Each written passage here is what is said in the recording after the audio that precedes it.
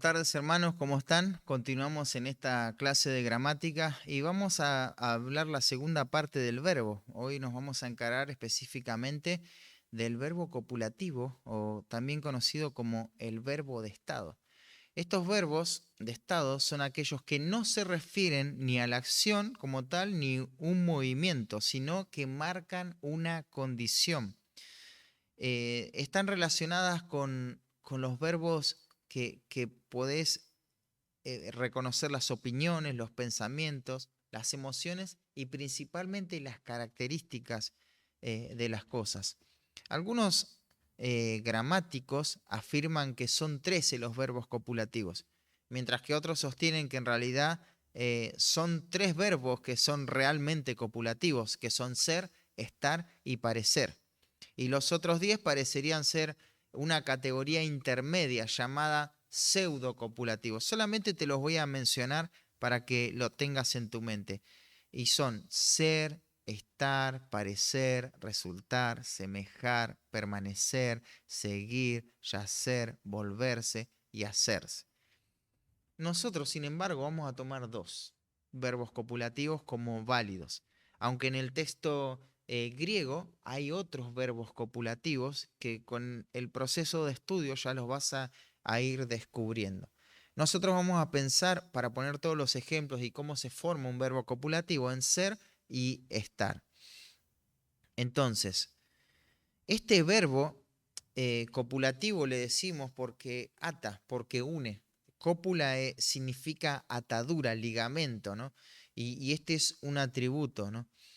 Ahora, ¿cómo se hace o cómo se forma un verbo copulativo? Primero digamos que los verbos de estado expresan un estado o condición, pero no lo hacen de forma plena.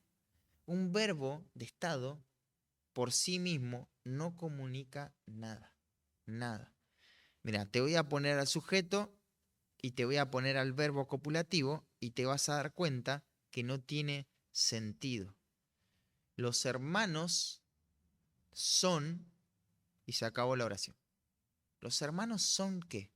El verbo son es un verbo de estado, los hermanos tenemos el sujeto, pero son. ¿Te das cuenta que el verbo copulativo, solamente el sujeto y el núcleo, no comunican nada? Necesitan algo más. Necesitan lo que denominamos predicativo, subjetivo, obligatorio, porque esto es lo que termina de cerrar esta estructura que le da sentido a la idea verbal. Entonces, te lo voy a decir de otra manera. Los hermanos son inteligentes, por eso aprenden tan rápido acerca de los verbos copulativos. ¿Por qué predicado subjetivo obligatorio? ¿Por qué esa estructura se llama así? Bueno, predicado porque se relaciona con el verbo, eh, eh, diciendo algo acerca del sujeto. Recuerden que el predicado, vieron, las oraciones tienen sujeto y predicado. El sujeto es quien habla, ¿no? ¿De quién se está hablando? ¿Y el predicado qué es? El predicado es lo que se está hablando, lo que se está diciendo. ¿Qué se está diciendo acerca del sujeto? Y bueno, el verbo copulativo o esta estructura tiene una parte predicativa, pero también tiene una parte subjetiva porque está describiendo la característica directa del sujeto. No hay una acción sobre el sujeto, sino que se describe su naturaleza. ¿Y por qué obligatorio? Porque sin esto, te dije, ¿no? Los hermanos son. Los hermanos no, o sea, no tiene sentido esa oración. Y necesito algo más. Y ese algo más es el PSO, el predicado subjetivo obligatorio para darle sentido a la oración, ¿no? Ahí en 1 Tesalonicenses 4:3 dice, pues la voluntad de Dios es vuestra santificación, es vuestra santificación.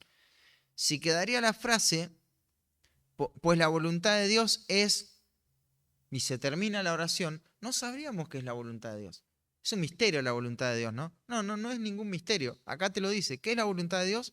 Vuestra santificación. Así que ahí lo tenés. Eso es el verbo copulativo. Y el verbo copulativo puede usar tanto un sustantivo, como por ejemplo acá mencionamos, es vuestra santificación, o también puede usar un adjetivo. Cuando usa un sustantivo o otra palabra, decimos que es un predicado nominal, nominativo. Pero cuando usa un adjetivo, es un predicado adjetivo o atributivo. Ahí en segunda de Timoteo 3:16 dice, toda la escritura es inspirada por Dios. Y podríamos decir, toda la escritura es inspirada por Dios, toda la escritura es útil también. La palabra útil es un adjetivo. Y eso es lo que le está dando sentido a la oración. Es inspirada y es útil. Y predicado nominativo, por ejemplo, tenemos ahí en 1 Juan 1:5. Este es el mensaje que hemos oído de él y os anunciamos. Dios es luz. La palabra luz es un sustantivo que le da sentido a la idea verbal de Dios es ¿qué? Dios es luz y no hay ninguna tinieblas en él. Así que esos serían los verbos copulativos.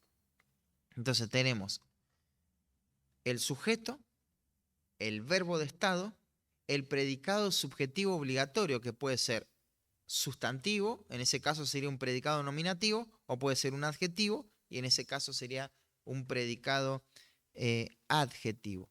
Eso sería todo en cuanto a los verbos de estado. Hay un detalle que yo quiero que entiendas, y son dos detalles muy importantes. El primer detalle es que siempre en el texto griego vas a encontrar al sujeto en el caso nominativo. ¿Te acordás cuando hablamos de los nominativos? ¿Qué es el nominativo? Bueno, el nominativo es quien realiza la acción o de quién se está hablando, es el sujeto. El nominativo es el sujeto. Después vas a tener el verbo de estado y luego vas a tener el PSO, o sea, el predicado subjetivo obligatorio, que también va a estar en caso nominativo. Porque ¿qué dijimos que es el verbo copulativo? Ata, está ligado. Entonces, tanto el sujeto como el predicado subjetivo obligatorio, los dos tienen que estar en caso nominativo. Si no está en caso nominativo este predicado, entonces no es parte de esta idea verbal.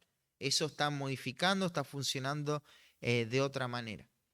Otra de las cosas que vas a encontrar en el texto griego cuando estudies la escritura es que vas a tener el sujeto, un verbo de estado y una frase preposicional. Esa frase preposicional sí puede cambiar el caso de la palabra. Puede estar en acusativo, en dativo o en genitivo. Pero eso va a ser el complemento, va a ser tu predicado subjetivo obligatorio. Podemos decir, Dios es con nosotros. Con es una preposición, nosotros. Ese es el predicado subjetivo obligatorio. ¿Te das cuenta? Entonces, algo que te estoy diciendo que no vas a ver en el español. Primero, recordá, los nominativos hablan del sujeto. Y como el predicado subjetivo, o sea, de sujeto, habla de sujeto también, los dos están en el mismo caso. Así que ten en cuenta eso, los nominativos para formar una idea verbal con un verbo de estado. Segundo lugar, y muy importante, a veces vas a encontrarte con dos nominativos, dos sustantivos nominativos, dos palabras nominativos, y no va a estar el verbo de estado. Bueno, cuando es así, vos tenés que ver un verbo de estado implícito en la oración. Y el ejemplo clásico que estamos estudiando en el devocional es bendito sea el Dios y Padre. En realidad ese verbo es, no está en el texto griego, pero bendito está en nominativo y Dios y Padre están en nominativo, por lo tanto hay un verbo de estado implícito ahí. Así que bueno, recordá eso. Muchas veces no vas a encontrar el verbo. Cuando no lo encuentres a ese verbo y tenés dos nominativos, en el medio hay un verbo de estado tácito ahí. Justamente hoy estuvimos estudiando un pasaje de la Escritura. Viva, dice que porque la palabra de Dios es viva y eficaz. Ese verbo es no está en el texto griego. Dice, literalmente dice, viva la palabra de Dios. Viva la palabra de Dios. Entonces uno asume que tiene dos nominativos, viva, y la palabra es viva, también, entonces en el medio hay un verbo de estado implícito ahí. No te asustes cuando eso pase, es como se manejaban en ese momento las gramáticas también del texto griego. Y eso lo vamos a ver bastante en Efesios. Así que hasta ahí nomás lo que sería el verbo copulativo.